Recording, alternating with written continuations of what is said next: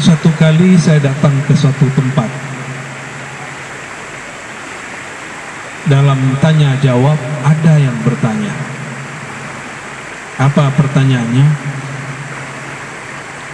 Apakah kita dapat cinta Allah dengan berzikir, dapat cinta Rasulullah dengan bersolawat?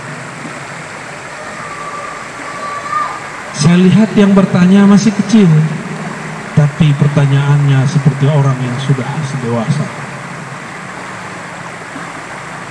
Mungkin dia dapat keberkahan sang wali yang ada dulu mengajar di pesantren itu. Dan juga mungkin ini pertanyaan seperti Jibril bertanya kepada Nabi Muhammad untuk mengajari siapa yang hadir. Atau mungkin yang lain. Wallahu a'lam bis-shawab.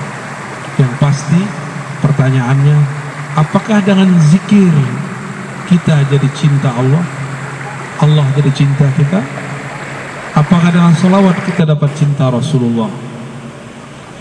Lalu dengan izin Allah dan nikmat Allah saya menjawab, cinta Allah dulu baru berzikir,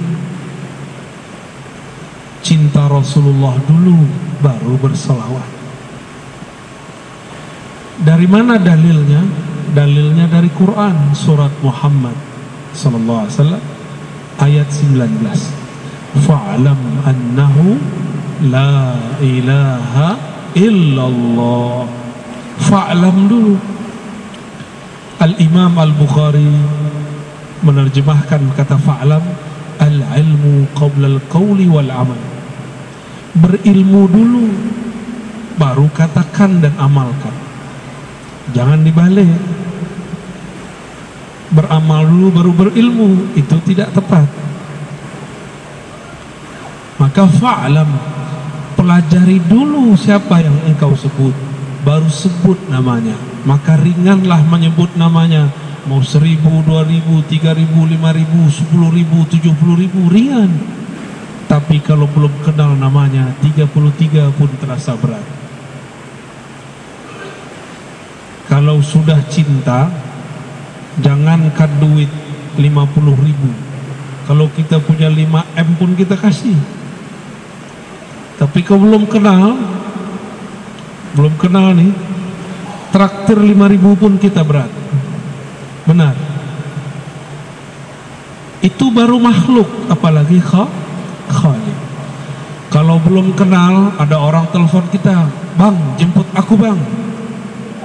Malam hari, kita nggak kenal. Apa kita jawab? Siapa kau?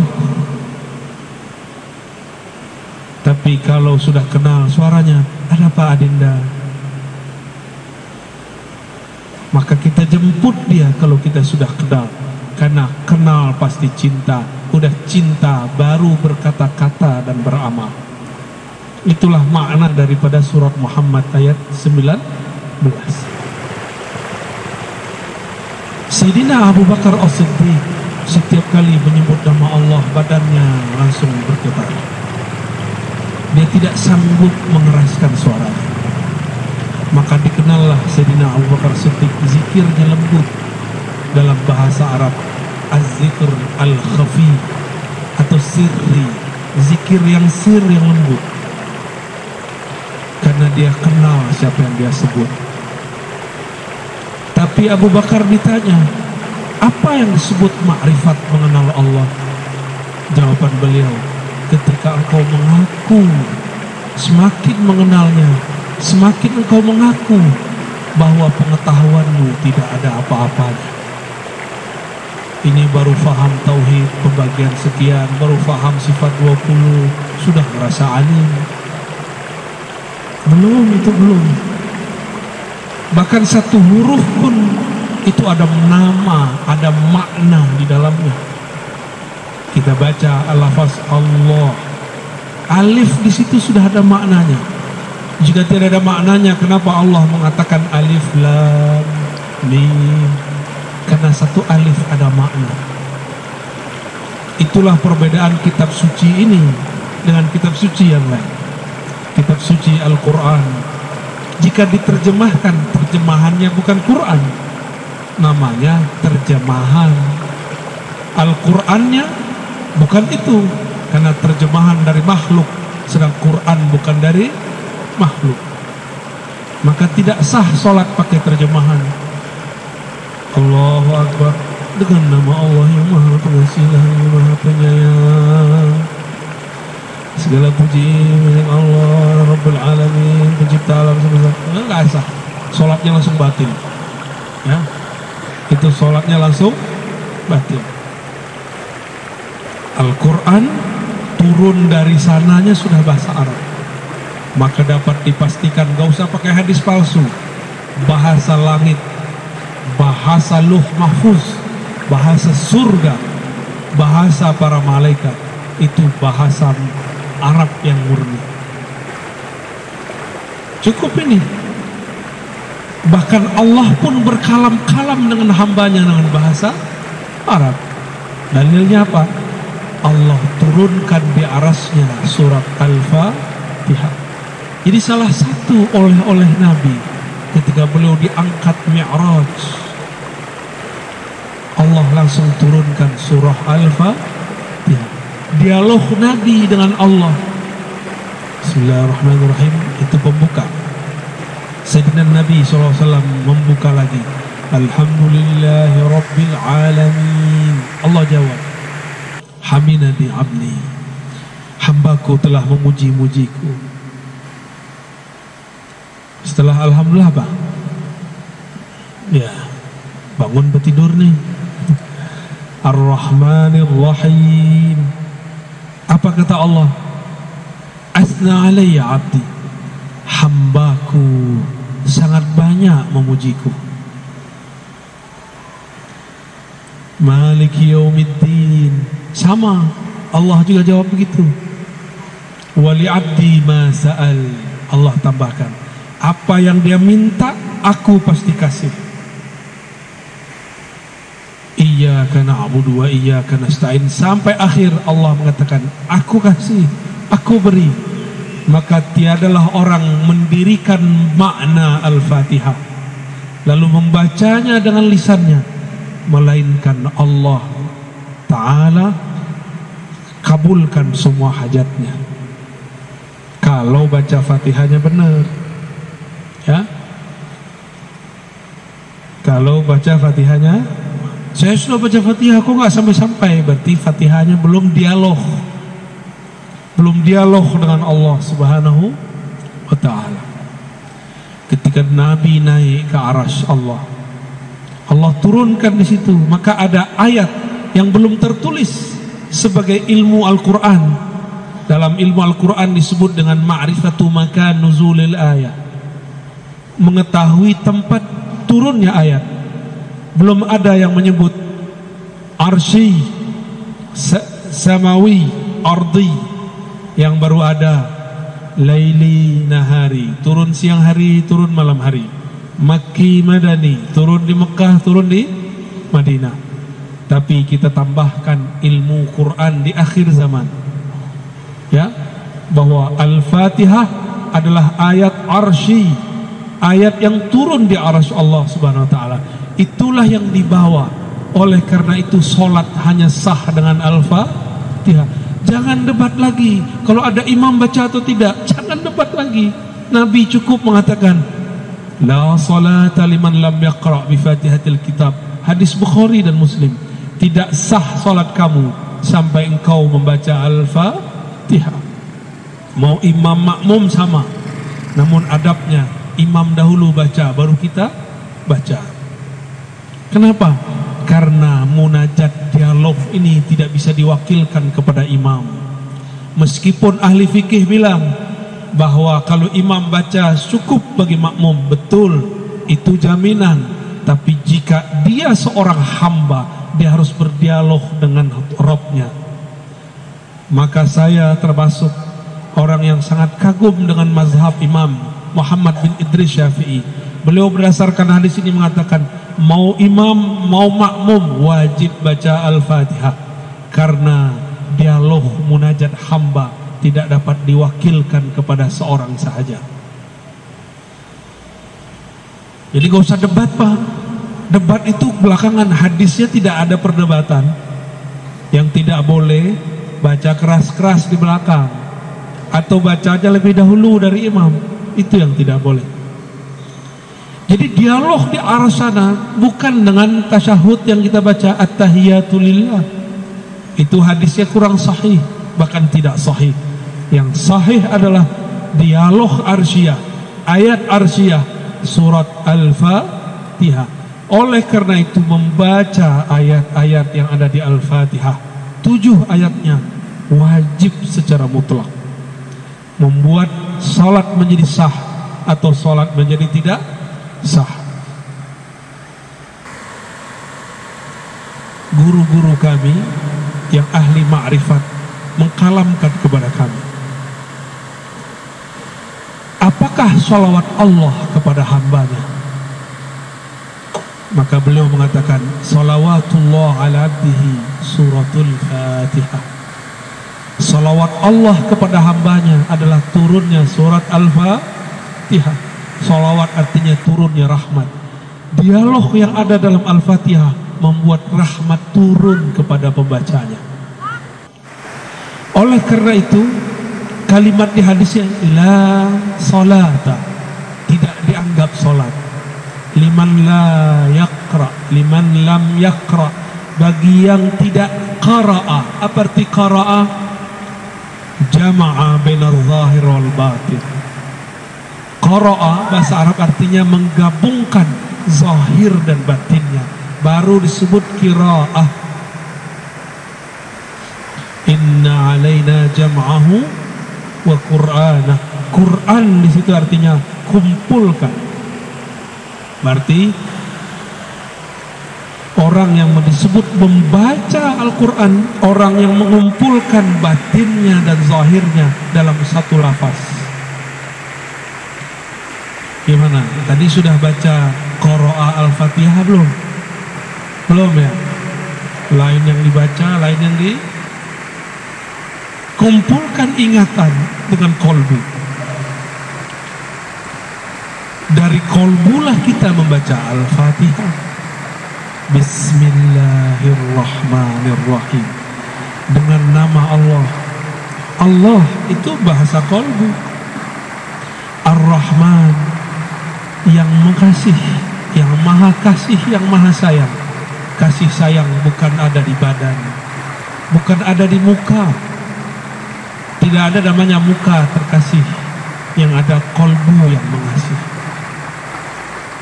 Kalau wajah cantik, tapi kalau kolbu di dalamnya ada kasih sayang, maka bismillahirrahmanirrahim turunnya ke dalam kolbu. Jadi kalau baca Al-Fatihah, baca dengan kolbu, insya Allah salatnya khusyuk. Ya? Tidak tahu artinya tidak apa-apa, tapi pahami tujuan membacanya.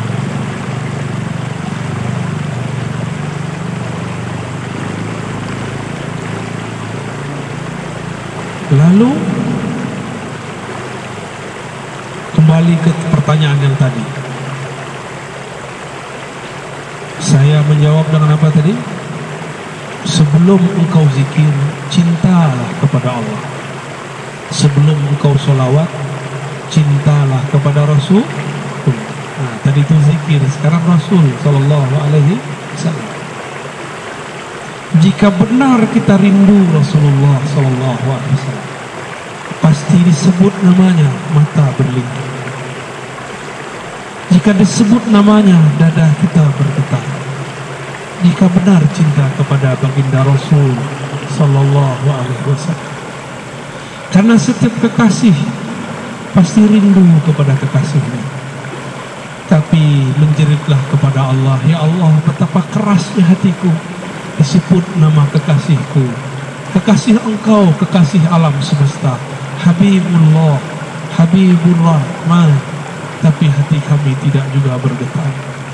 Maka istighfar kita bukan istighfar dari dosa fisik semata.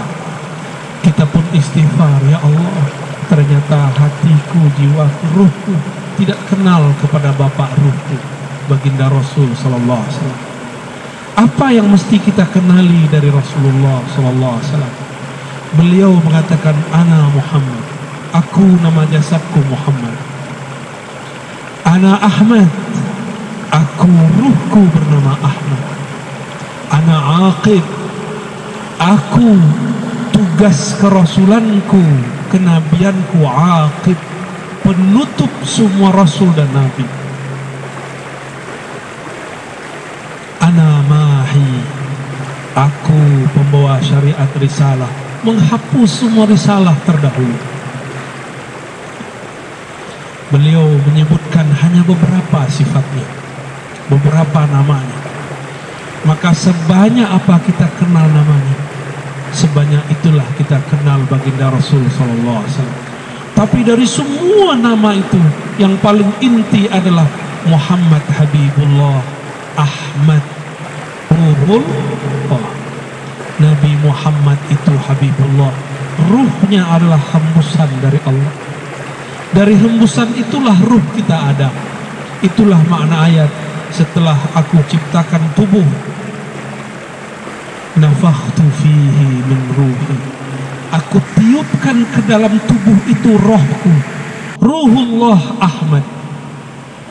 Maka sumber ruh yang ada dalam diri ini bersumber dari ruh Ahmad.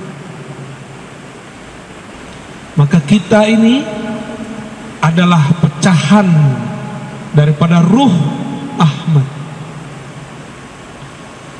Kalau ruh ini bersumber dari Ahmad, tubuh ini bersumber dari ibu, maka kita sebut ibu kita ibu karena badan ini keluar dari badannya.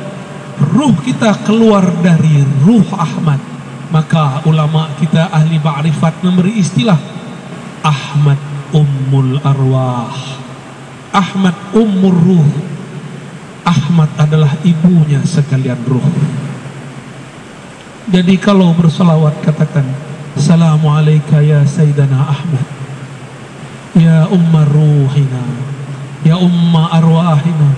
Salam atas engkau wahai Sayyidina Ahmad, dari engkaulah ruh kami bersumber, engkaulah induk daripada ruh kami. Assalamu alayka ya Rasulullah, ya Abal Arwah. Salam atas engkau wahai ayahanda ruhaniku, terimalah aku menjadi anakmu.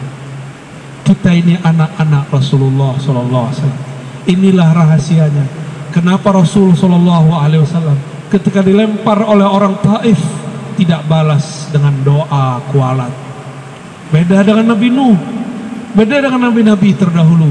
Mereka lelah mengatakan, ya Allah hancurkan saja umatku. Tapi lain dengan Rasulullah, beliau memandang semuanya anak-anakku, semuanya anak ruhku. Mungkinkah ayah rohani, ibu rohani mendoakan kehancuran bagi anak-anaknya? Tidak mungkin. Itu mungkin ayah ibu lagi lupa diri. Rasulullah tidak pernah lupa. Jadi bapak ini saya lihat ada beberapa yang suka marah ke anaknya nih. Terlihat dari raut keningnya ya. Semarah-marah kita jangan bilang matilah kau, jangan. Cilakalah kau, jangan. Setan kau, jangan. Kalau lagi marah pak, kutuknya begini, jadi wali Allah kau. Amin ya Rabbal. Jadi ulama lah kau, jadi orang alim lah kau. Kalau kita mengutuk anak dengan begitu, jangan dibodoh-bodohi. Karena lewat malaikat doa amin. Nabi SAW menegur seorang yang sedang sakit. Apa kata dia?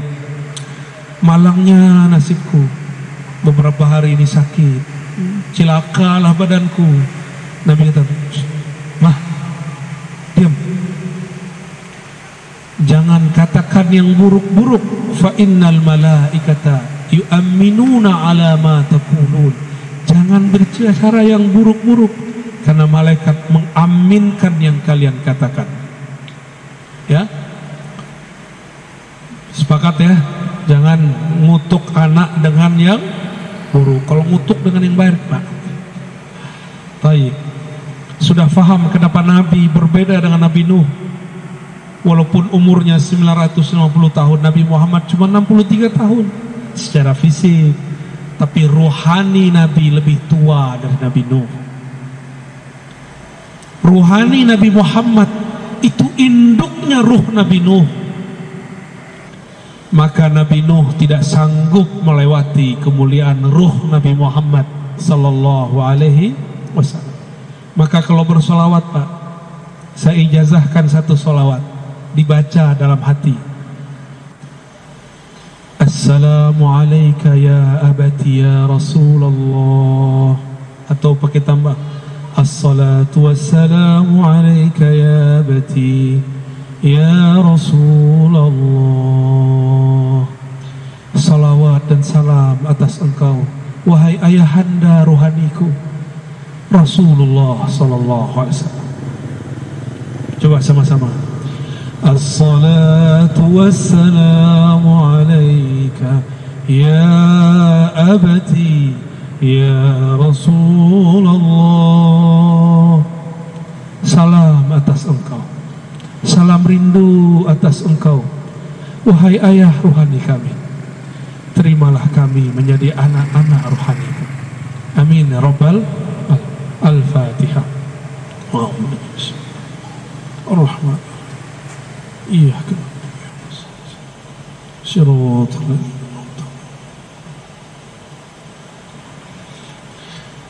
Saya nggak sanggup lagi meneruskan, Pak. Diteruskan nanti hujan di dalam masjid ya. Allahumma sholli ala Sayyidina Muhammad.